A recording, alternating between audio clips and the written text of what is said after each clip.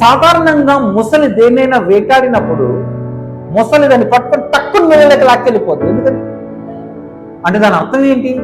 దాని బలం ఎక్కడో అక్కడికి తీసుకెళ్ళిపోయి అది యుద్ధం చేస్తుంది. అదే ముసలి నీళ్ళలోని బయటకు వస్తే పిచ్చికొక్క వీధికి కూడా చంపేస్తుంది ముసలిని. ముసలికి నేల మీద బలం ఉండదు, ముసలికి బలం నీళ్ళల్లో ఉంటది, గద్దకు బలం ఆకాశంలో గాలిలో ఉంటది. మరి విశ్వాసి బలం ఆత్మ పరిధి.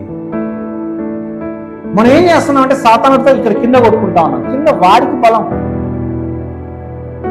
లోక సంబంధంలో, అంటే లోక రీతిగా వాడికి బలం. అందుకే నువ్వు పద్దాకలు ఓడిపోతా ఉన్న పద్దాకలు అన్ని ముఖమంతా వాచిపోయింది. నీకు సాతానుడు గుద్దే పిడిగుద్దులకి మొహం వాచిపోయింది. మనకి రక్తం వస్తా ఉంది కొన్నిసార్లు. అయినా సరే మళ్ళా లేచిపోయి మళ్ళా అదే